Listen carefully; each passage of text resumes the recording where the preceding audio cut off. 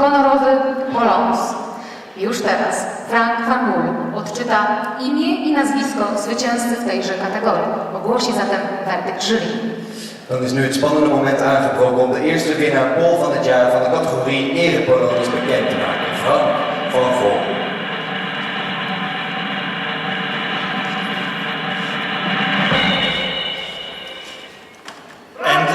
En de winnaar in de categorie Erepolonus is Thomas Peters. Thomas Peters, wielkie brawa.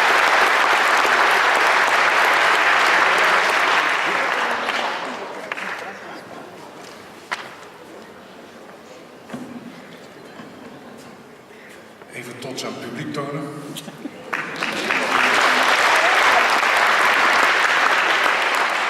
Dames en heren, Pani Ipanovje, mijn trots en vooral mijn dankbaarheid jegens het Poolse volk dateert al vanaf 29 oktober 1944.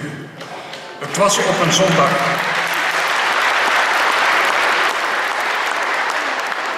Ik kan u verzekeren, iedere Poolse militair was voor ons een held.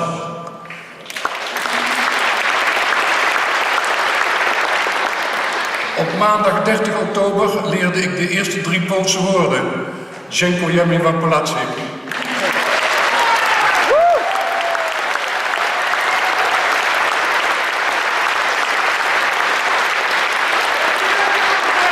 Op 31 oktober, was inmiddels dinsdag, haalde mijn vader een eenzame Poolse militair binnen.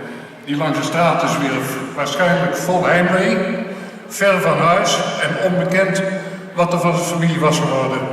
Het werd een vriendschap voor het leven.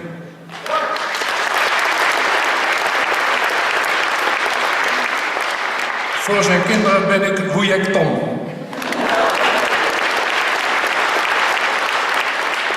Intussen zet ik mijn activiteiten voort in het Generaal Maciek Museum als vrijwillig medewerker.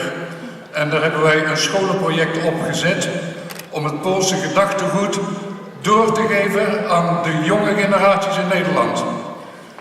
Net als in 1944 wil ik u nogmaals hartelijk danken en zeggen: Dziękujemy wam Polacy.